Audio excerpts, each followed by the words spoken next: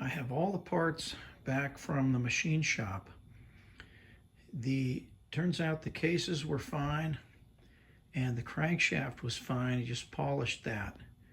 What it needed is the cam was worn out, so I've got a new cam, and I had him balance everything. So the crankshaft and the flywheel are balanced along with the pressure plate, balanced as an assembly. The rods are balanced, and I'm going to have to install a new cam. These are the new bearings. So pretty much, and then I had them grind the lifters are ground and they're ready. So they're the original VW ones, but they're ready to go back in. So I could start the assembly process. I already checked the end play. I put my shims, got the new bearing that goes on here, and then with this installed, I put the shims on there and bolted it up to the flywheel and checked my end play, and it was about 3 thousandths. So the spec is 3 to 5 thousandths, so I'm on the small end of that, which is good because it wears, it should get larger. So I think I'm good with that, and I'm ready to put the bearings. My first step now is going to be to put bearings in the rods. I've got my assembly lube here, and put the rods onto the crankshaft, and then I can look at placing the bearings and start to put components inside. This is the 3/4 half of the case. Start to assemble parts into there. I've got the rod apart. I put the new bearings in here, and I'm getting ready to install it. It turns out I had the machinist, he put new bearings in each of the rods, so those are already done by the machinist. So I just have to do this end of it. You'll notice this bump right here. This has to go up with the crankshaft big end away from me. Those go up because when I put it into the motor, all those bumps are to be facing up this way. That's the bottom of the motor. This is the top. They face toward the top. So I'm going to put my assembly lube in here, put that on, torque those to spec, and then do the same with these. You can see when you assemble the rod on here that there's stamped numbers. Those match up, and they match up on the same side, so you know that you have the right bottom with the right top, and you have the left and right correct because these numbers are here. On the other side of it, you can see there aren't any numbers.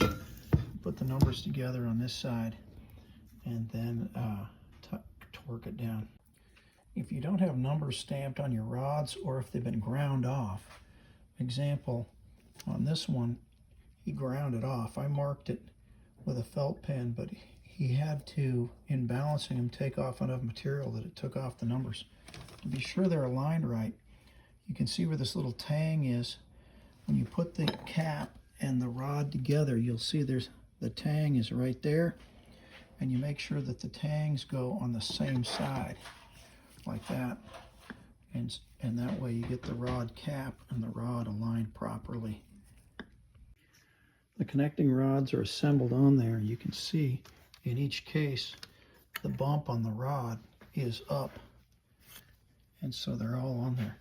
It's a little confusing because you can see every other rod points this way, and then these ones point that way, and so you have to align them that way and make sure the bump is up. These are torqued. This is the test to see if they're done right. When they're torqued down, they should move under their own weight like that. You remember from my previous video, before I had this rebuilt, there was a lot of play in here, like over 40 thousandths. Now that play is significantly reduced because I've got new bearings and everything fits nice and tight. So they've got really good clearance, and in each case, when I drop them, they just, when I let them go, they'll just fall under their own weight. This one's hitting the bench, but that's how they should move. You can see that I put these little studs in each of the holes here. There's 4 of them that go in the 3/4 side of the case. and then there's a corresponding hole in each of the bearings that's going to match up with that little stud. So what I did is I put the bearing in there, I lined it up, I fit it in there, and while it was in there, you can see right here, I scribed a line. I don't know if you can see that in the light very well, but I scribed a line right there so that when I put this back together, when I put the crankshaft in there, I can look to make sure that scribed line lines up perfectly with this spot right here, and that way I know that the bearing is seated properly. So what they tell you is that's the #1 cause of failure, is not having that aligned properly. And then when you start to torque it down, that little stud will press into the bearing and it'll distort it and bind up the crankshaft. So I've done that work. Now I can put assembly lube on here, get this bearing on there, and the crankshaft will be ready to put in there. Like I mentioned, the pins go into these bearing places here in the crank. You notice there's, in the case, you know there's 4 of them here, but there are 5 pins. The 5th pin goes in the other side of the case in this one right here. So that's the only one that uses it. These others don't take one. And so this is the one that the other half goes into. If you notice, this is the one place where you use the 2 half bearings. So I've already put that bearing in and I've lubed it. Now I've got the pin in this one. I'm going to place this bearing in. You can see the hole that lines up with that. I'm going to put that in place, and then I'm going to put assembly lube on it. Okay, that one's in place. It's properly positioned over the pin, and you can tell because it's flush right here and it's flush right here. So it fit in there fine. Now I just lube it and that part's done. I'm going to put the cylinder studs in next, and you can see that there's long ones and short ones. At least on the 40 horse, there's only 2 sizes, the short and long. And so the long ones go along the bottom. You can see I had the machinist install these, they call them case savers. They're essentially helicoils. And so that strengthens the case. In fact, when I took out the stud for the #3 cylinder, the threads were really messed up, and that's the one that normally comes loose. And so I had these installed in the case. I think it'll make it a lot stronger. But these are going to go, the long ones go along the bottom, the short ones go along the top on both sides. Before I do anything, my machinist told me to fit check the cylinder into these bores, because as you can see, he put case savers in there, and the case saver causes it to bulge a little bit. So he ground down where the bulges were, but he wanted me to take a cylinder, slide it in here, make sure that it seats all the way around. That one appears to seat, and then I'm going to check it in the other 4 bores too to make sure that all those fit. Otherwise I have to take it back to the machine shop, and I don't want to do that after I've assembled the motor. It seems to fit in all of the bores, so I think that part is okay. Since some of these holes are through holes, like you can see this one right here, I'm using thread sealer, using the sealant on the threads as I put them in to make sure that they don't leak. Now I'm ready to lower the crankshaft into the 3/4 side of the case. You can see I've got everything set up, ready to go. Okay, crankshaft is in there, and if you look very closely, you can see my scribed line that lines up with the edge of the case right there. Right there. You can see the same thing here. You can see the same thing here. And then I also do the same thing on these sides too, so you can see where that scribe lines up there. This scribe lines up here, and then that scribe lines up there. So I think they're properly seated on the dowel pins. Now I need to lube up lifters and put them into these holes here, and then do the same on the other side of the case. Put them in here. I've got the lifters all lubed and installed. Next I've got to put the cam plug in. The cam plug looks like this, and it goes in this slot right here. But to seal it, I'm going to have to use a little RTV. So I'm going to put this RTV in that groove, and then I'm going to set the cam plug in there. I've got the cam plug set in there with RTV. So now I'm ready to install the cam in here. I just need to get a little lube on that last bearing near the cam plug. Make sure all this is lubed, and then I'll put the cam in there. You can see there are two punch marks right here, two dots on the teeth of this part of that gear. That mates with the cam, and you can see it's got a single punch mark here. And so you line this up by putting that mark in between these two marks, and that lines up the cam with the crankshaft gear. You can see that those punch marks are lined up, the one on the cam gear and the one on the crankshaft gear. So the cam is properly installed and it's seated in the case. You notice that this is an early motor. There were no bearings. The cam runs right in the case without bearings, and this is 60 years old, and that case looked perfect where the cam runs, so it works fine. Now it's time to install these three shims. On the back, these three go, I'm going to lightly oil them, and then they go onto the back of the crankshaft here, and after that the rear main seal goes on there. And I'm going to install that without any sealant, but I'm going to put oil on the inside lip of that and get both of those installed on the crankshaft.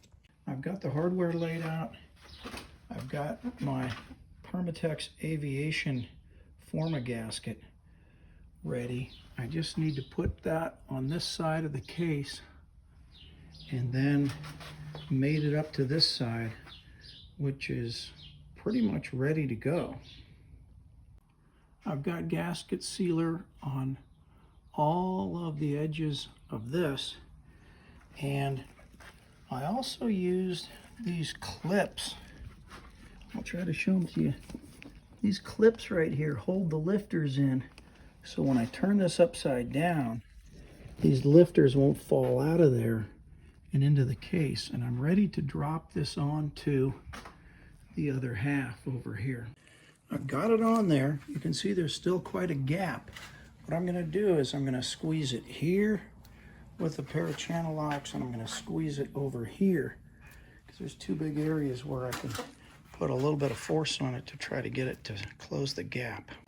I've got these bolts here just hand tight.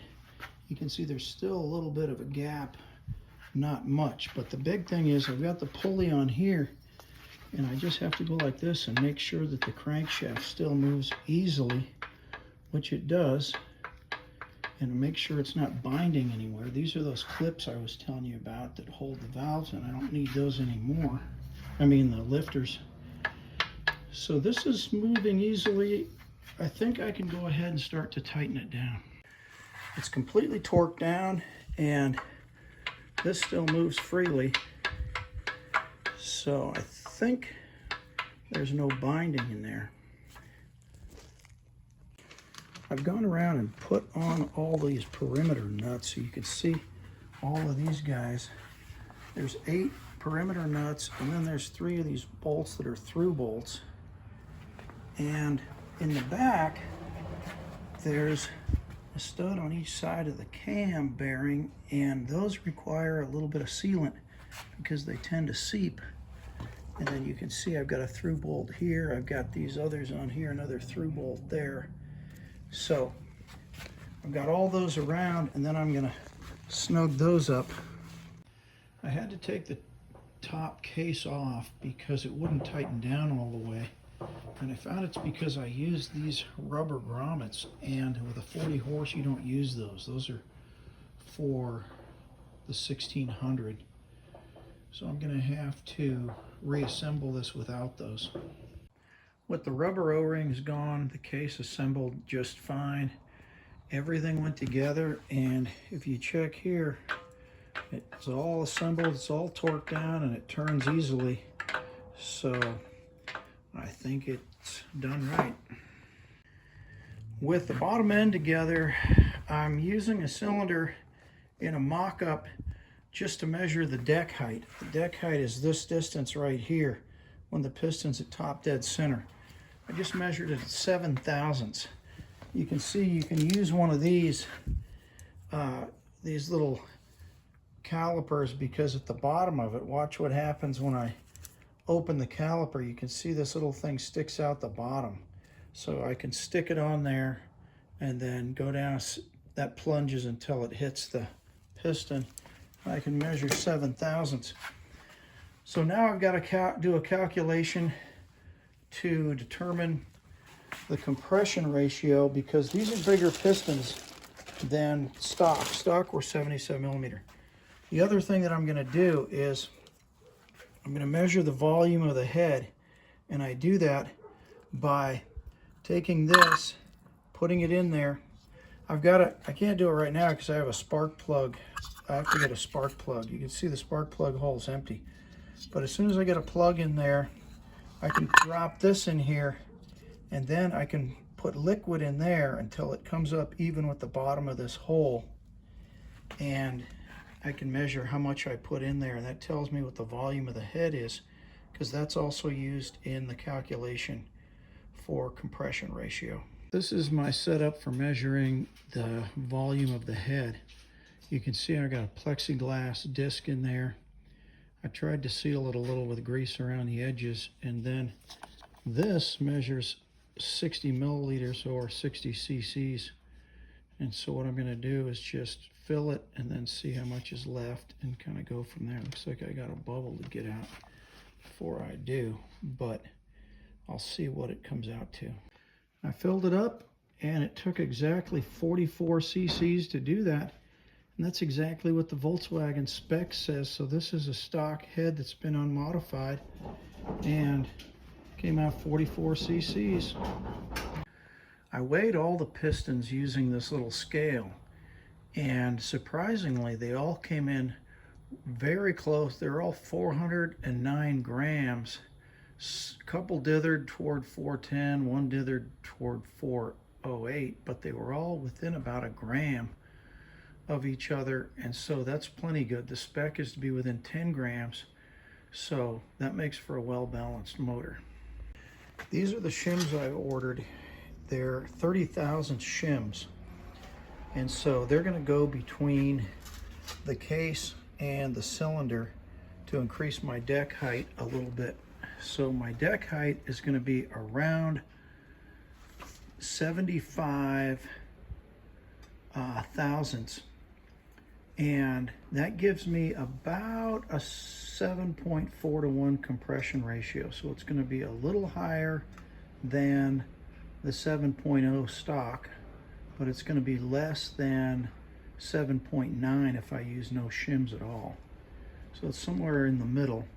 I get a little bit of a bump, but hopefully it won't overstress the motor. These are the new push rod tubes, and you can see I fitted them with silicone gaskets on the end. They're supposed to stay soft longer and seal better. I'm going to use a little bit of silicone sealer on those two just to make sure they make a good seal. In preparation to install the cylinders, I put in the piston pin clip into each one of these. So this is the side that's facing the flywheel on each of these, and I've got the piston pin started in, and so I'm going to put those up, slide the pin through, and then put the clip on the other side.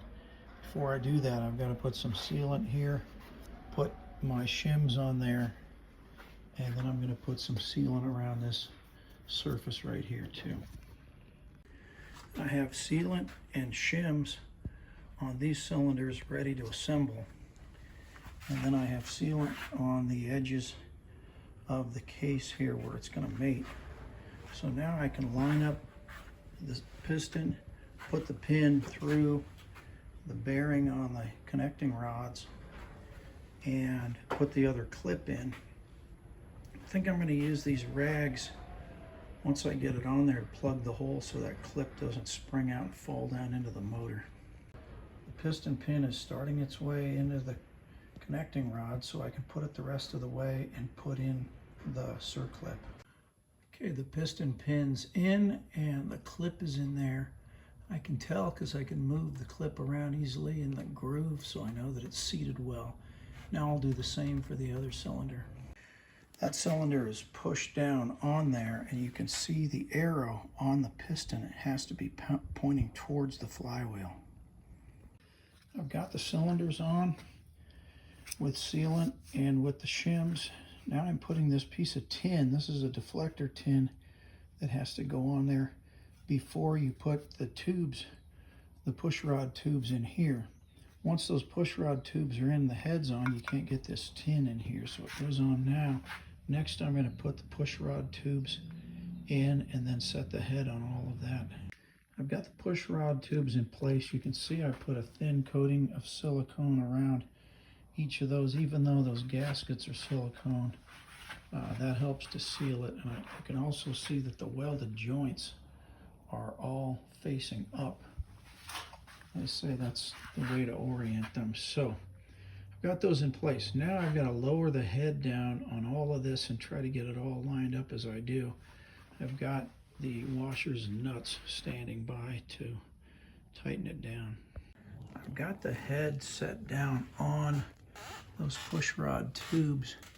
You can see there's still a gap that needs to be tightened down, but it's sitting on there, and then those will compress down and provide a tight seal. What I'm going to do is put the washers and nuts on these four, tighten them down slightly just to compress the tubes, then torque everything after that. Everything is torqued down on the head bolts, so the patterns that you use are, first of all, you torque everything to 7 foot-pounds just to snug it up, and you do that with one pattern, and then you change the pattern for the final torque. So the first pattern to 7 foot-pounds is 1, 2, 3, 4. Then you come to these outside ones, 5, 6, 7, 8, like that. And that gets them all snugged up to 7 foot-pounds. Then the final torque is 23 foot-pounds. You start here 1, 2, 3, 4, 5, 6, and then 7 and 8 over here. And that's the pattern you use for the final torque. I'm going to put some assembly lube on the end of the push rods, and then I'm going to insert them into the push rod tubes, and then I can mount the rocker arm assembly on top of that. The push rod tubes are lubed and inserted. Now I can mount the rocker arm and get those lined up and bolted down. I've got the rocker arm in place. It's sitting on top of each of these push rods, and you can see in some cases they're angled up pretty high, and that's because as I tighten this down, it's going to compress some of these springs because some of the valves are in a position to be pushed. And so I'm going to slowly tighten it down, and then once I get it all snugged down, then I can rotate it around and adjust the valves to proper clearance, which is 4 thousandths on each of these. Valves are adjusted, everything's assembled, and this side is done. Now I'm going to flip it over and do the same thing to the other side.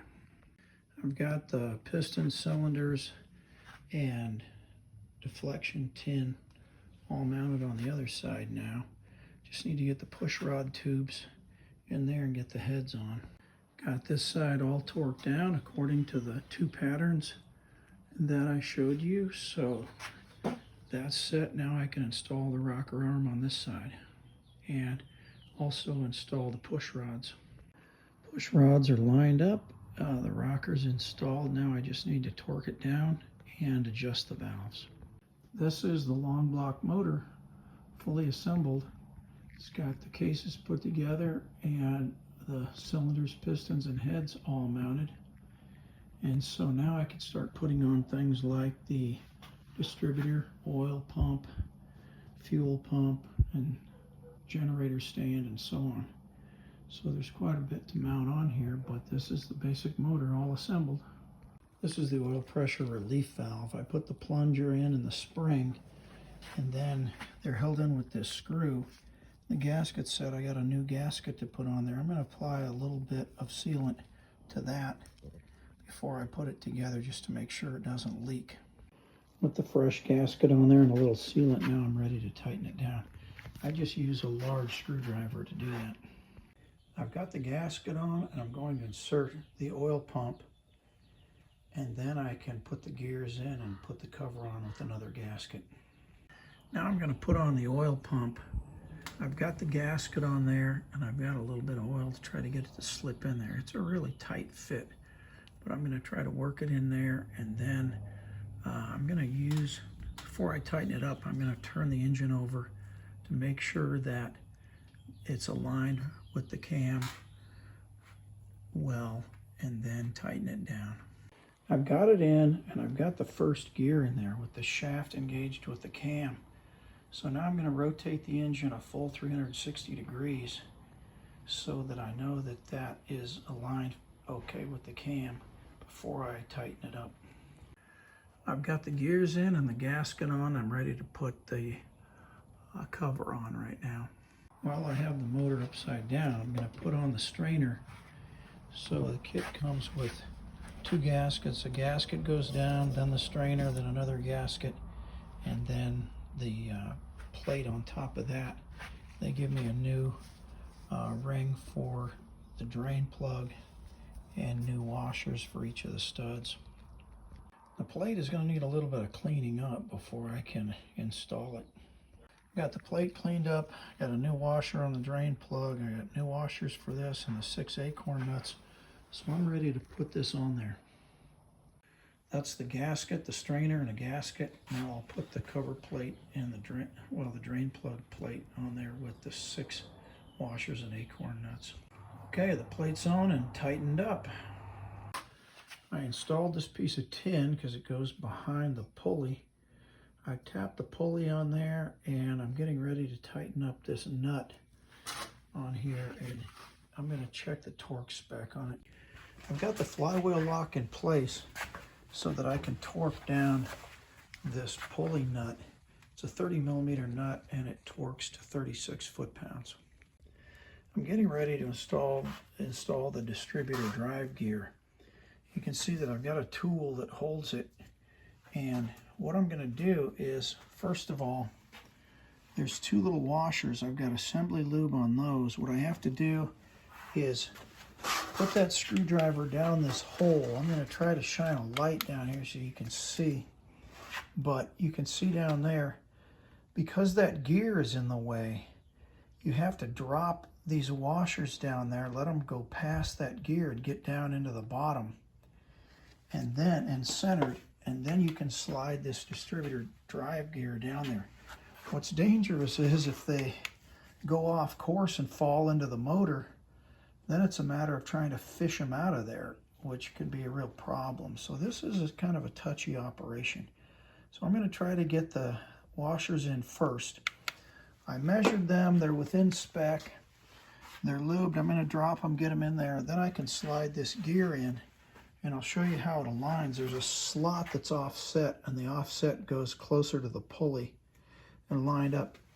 The engine has to be at top dead center on number 1. So I've rotated it. You can see the notches here, and that the valves are loose over here on both of those. And so I'm at top dead center on number 1. I'm going to line up that gear like this, and hopefully this will go okay. I have the washers down in there. Now I'm going to try to slide the drive gear in and get this to all line up. You can see how this assembles. There's a notch cut out there, and you can see where that gear sticks into the hole. So this has to go in this way so it clears that gear, and then it engages with these teeth there. So this is the orientation. I'm going to slip it in, and hopefully it goes okay. Okay, you have to rotate it just a little bit. You start it a little counterclockwise and then rotate it clockwise till it settles down in there, but it looks like it's down in there okay. I'm going to check by rotating the engine a little bit, make sure it's turning it. Then this little spring goes in to this hole in the center of that, and then you can see that it's down in there. That keeps tension between the distributor and that drive gear to keep everything running right. I've got a new O-ring on the distributor, and I'm going to insert it in here. You can see it slides down in there, and the way that it lines up is I have this lined up on top dead center for 1. You can see that slot that's in there lines up with this. You can see that it has the same offset as the distributor gear, so that those two tangs fit into that slot. On the distributor, you can see a little mark right here. That indicates the distributor's pointing at cylinder number 1 to fire. So you line up the rotor with that, and then that means that this is in the right position, and it mounts in with that fitting into the drive gear. You can tell the distributor is in all the way when this is locked in that drive, and this is seated completely against that clamp ring. So now I just have to put the washer and nut on here, and then I tighten this, not too much because I'm going to have to do timing on it and get it set properly, but at least it's installed. With the distributor installed, that distributor drive gear, you can see now that cam is in place to drive the fuel pump rod. So I can install the fuel pump, and there's a guide, there's a gasket, then a guide, then the fuel pump. Well, no, gasket, guide, another gasket, then the fuel pump on top of that. And this is the rod, fuel pump push rod, and I'll put a little bit of assembly lube on that and install it in there. The gasket goes on first, then the guide. You can see that I put fresh grease into the bottom of the fuel pump. The manual says to fill that cavity with grease, and then I can put the rod. Now that I have this installed, the rod goes in there, and then of course the other gasket on the fuel pump. The rod is lubed and in place, the gasket's in place. Now I can mount the pump and put the washers and nuts on to hold it down. To mount the oil cooler, you put these 2 rubber gaskets in here, and then get your oil cooler with the 3 nuts that hold it on. 2 of them come up from underneath and 1 from on top, and you position it on and tighten it up. Okay, with the nuts tightened down underneath and in the back, the oil cooler is installed. I threaded in the oil pressure sender right here. That has pipe threads, so you just tighten it until it's snug, because they're tapered and they wedge their way in there. So it doesn't need Teflon tape. It needs to make an electrical connection with the block. To mount the generator stand, I'm going to put some sealant on each side of this metal gasket, and then it goes in this way with that orientation, and then the generator stand goes on top of it, and of course the washers and nuts tighten it down. I put a new washer on here, and then I'm going to get a new one of these. It's the drip boot that goes on the bottom. That's installed after everything's done. So I'm going to go ahead and start this now. With sealant on both sides, now I'm ready to put the oil filler stand in, well, I can call the generator stand too. It's the oil filler and generator stand in place. Okay, bolts are in place. I just need to tighten it down. To complete the long block, I'm going to mount the head covers. To do that, I've got new gaskets. What I'm going to do is I'm going to put silicone sealant all in this groove here, so that these gaskets are going to be sealed on with silicone between the gasket and the cover. And then this part, I'll just put some grease on here when I put them on there so that they'll come off easy for valve adjustments. I've got a bead of silicone around there, and now I can put the gasket in place. That one's done. Now I can do the other one. I've got a bead around this one too, and now I can put the gasket in place. Now I'll put a little grease on each of these gaskets and they'll be ready to go in place. This one is greased up and I can put it on. With the valve covers in place and the generator stand in place, everything is installed and it's ready to start putting sheet metal on. I can put on the engine cover, the cylinder covers, and then I'm going to have to work on the fan shroud, and there's a thermostat that goes in that, and I'll show you how that's got to be connected to. I've got the cover for cylinders 1 and 2 in place. There's a couple of screws that go right here that hold it down. The engine stand normally bolts on the 3/4 side of the engine because that's where you place the crankshaft and everything when you're assembling it. But you can see now this tin is going to be in the way. There's a little bit of relief here, but I'm going to have to move this stand over to the other side, to the 1-2 side. There's more clearance on that side so that I can install the cylinder tin.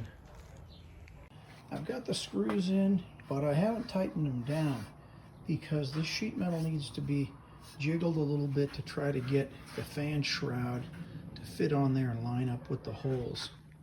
And like I say, I've got to connect the thermostat to the fan housing too. I've got the intake manifold bolted into place. I used a little bit of sealant on each side just to make sure it was going to have an airtight seal.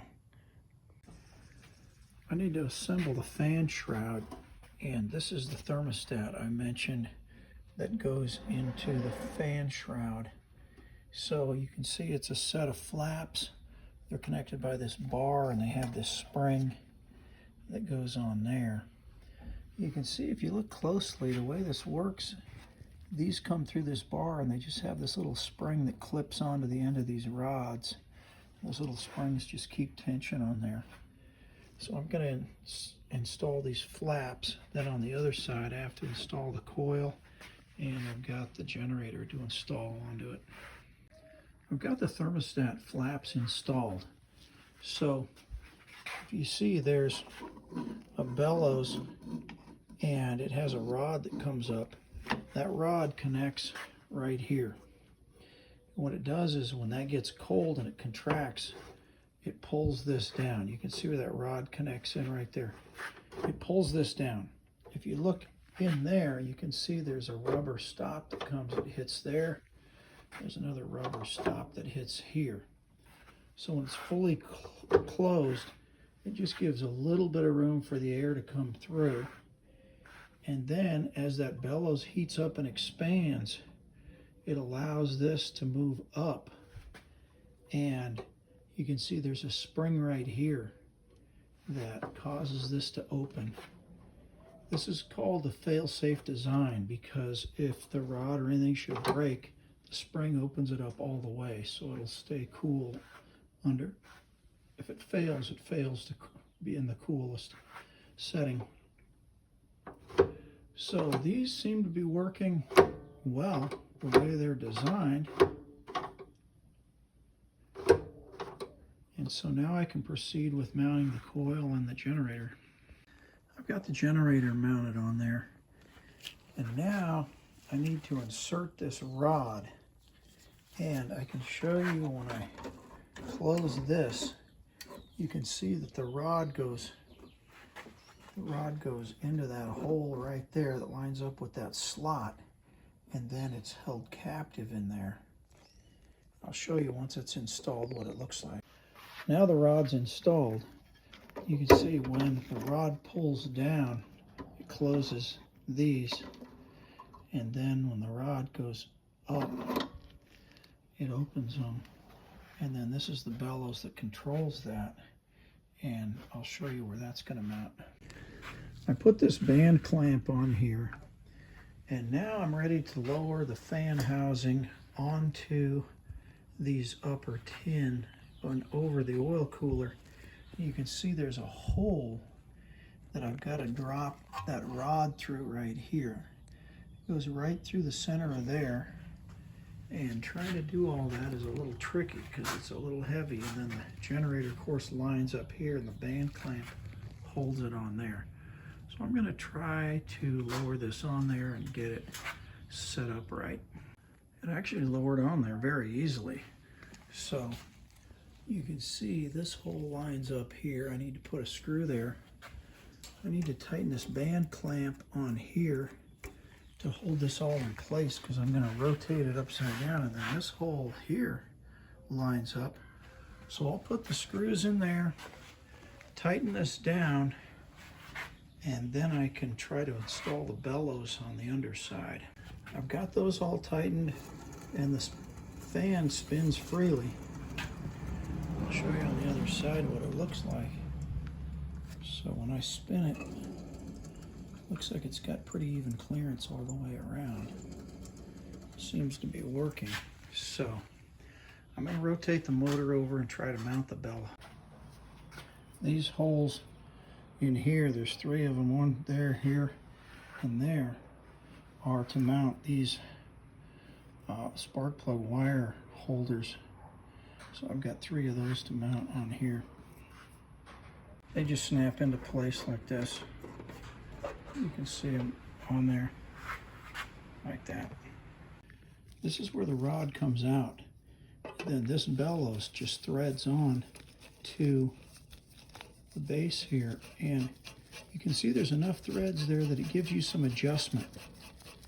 And there's also some adjustment in the mounting bracket, but that's threaded on there.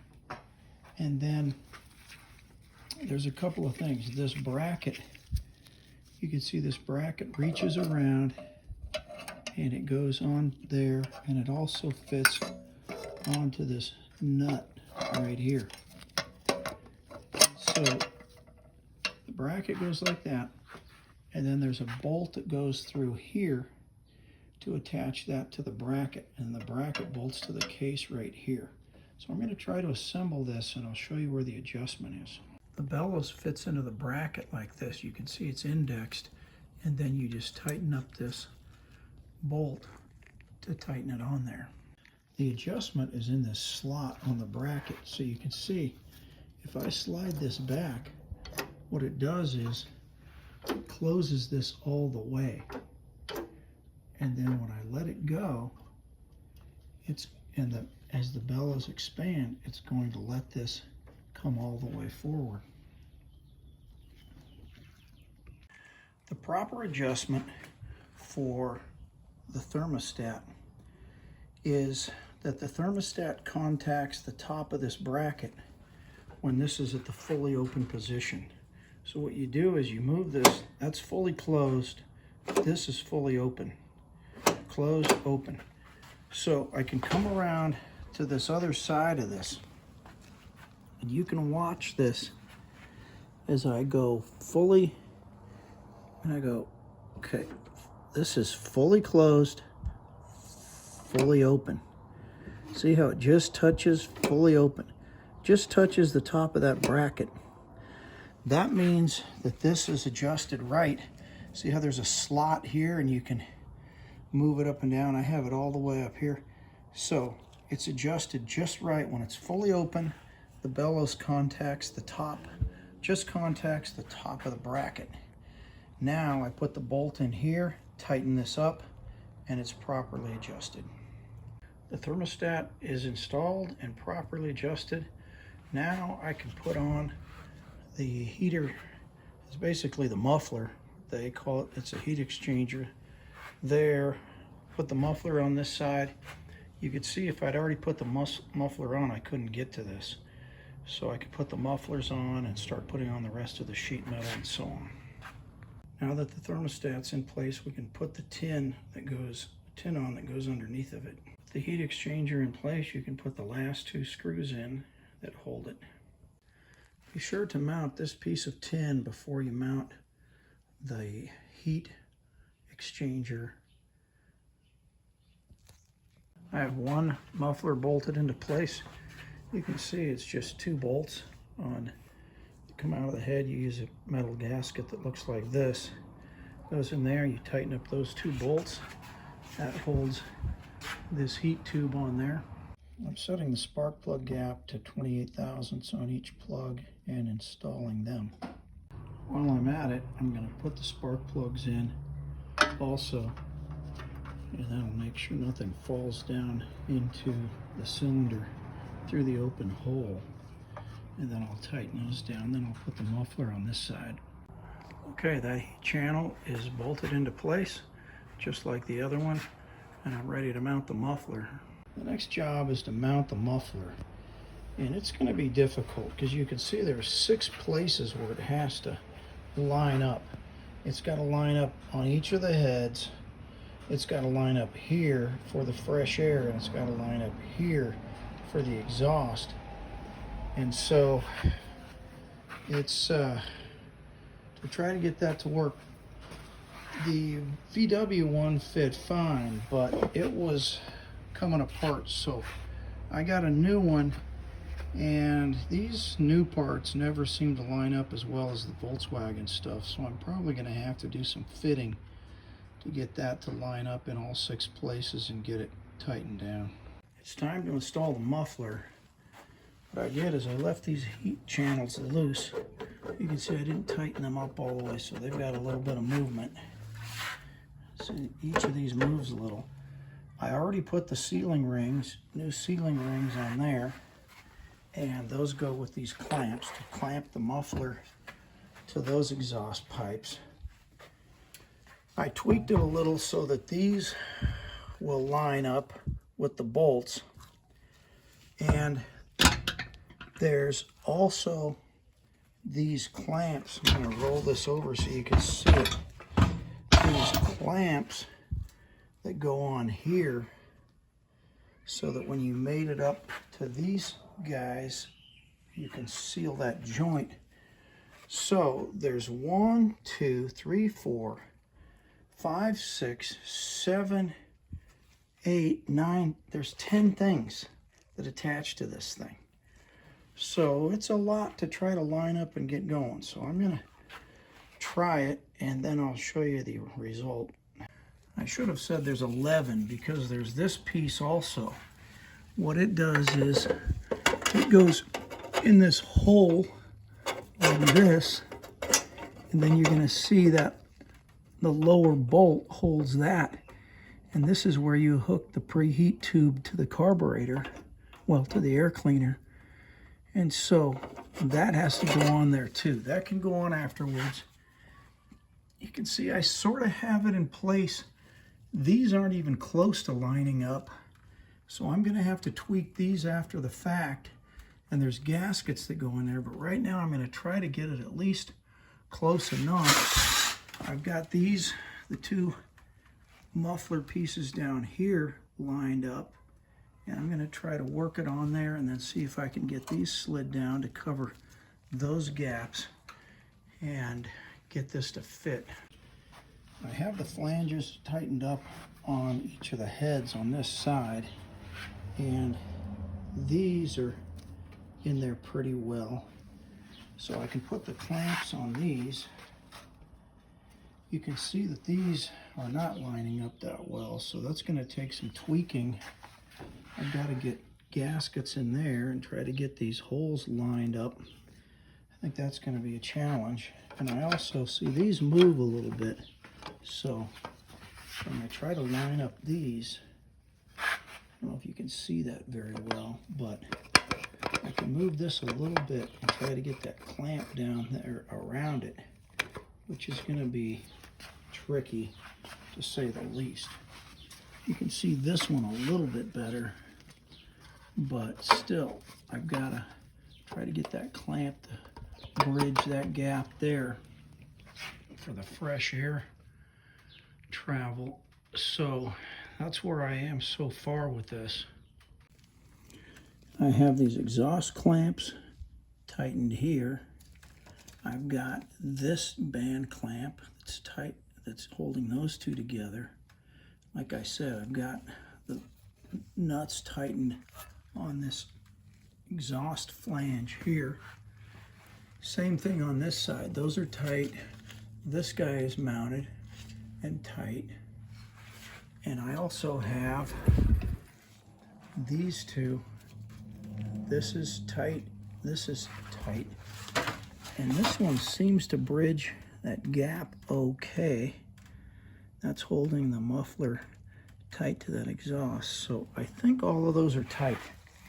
Now I have the difficult job of trying to get these lined up. It looks like some bending and tweaking. I've got to get gaskets in there and bolts and try to get this bolted on. With great difficulty, I got these guys bolted up on each side. I think they're tight enough. I hope they're not going to leak.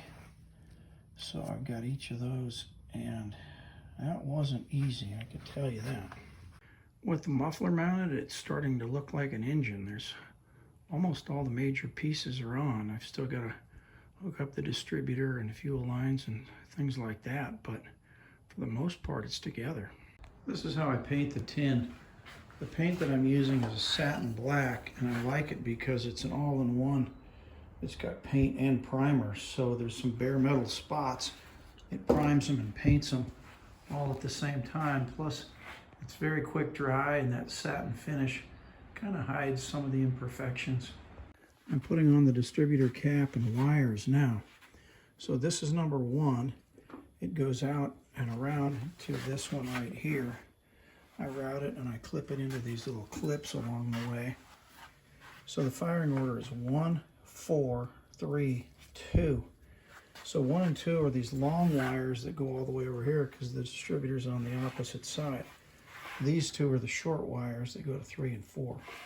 So if it goes 1, 4, then this guy goes to number 4. And you can see these are special wires that have a boot that plugs this hole. So when they go in there and cinch down, it makes a seal around there. And it's all about keeping the air moving over the cylinders to keep them cool. When you mount the throttle tube through the fan shroud, you need to put a rubber grommet on the other side where there's edges of sheet metal on it. I mounted the fan belt on here. It took most of the shims on the inside, 2 on the outside to get it tight, but it's running a little bit high. It's supposed to run a little bit lower in that pulley, so I might have to find a little smaller belt, but at least it's on and tight. I'm getting the carburetor ready to mount.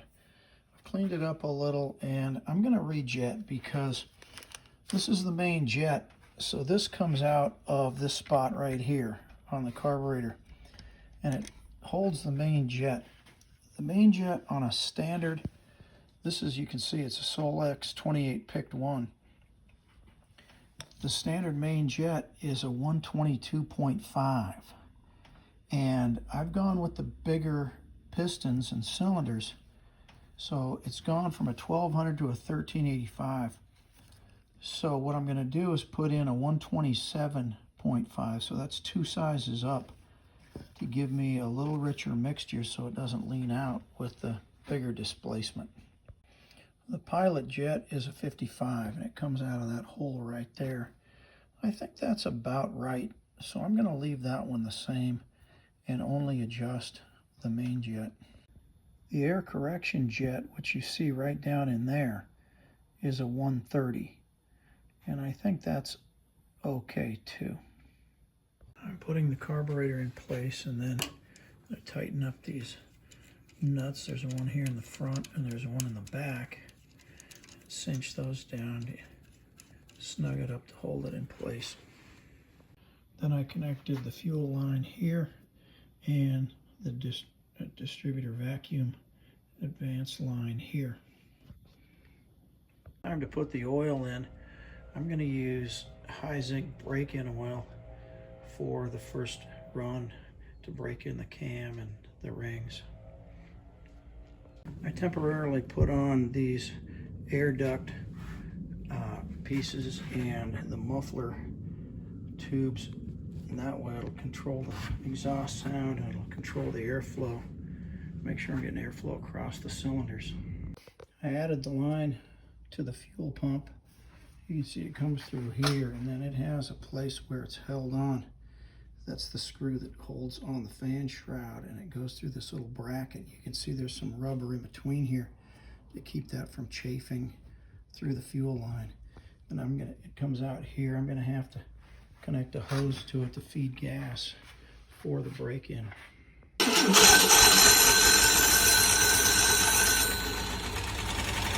working.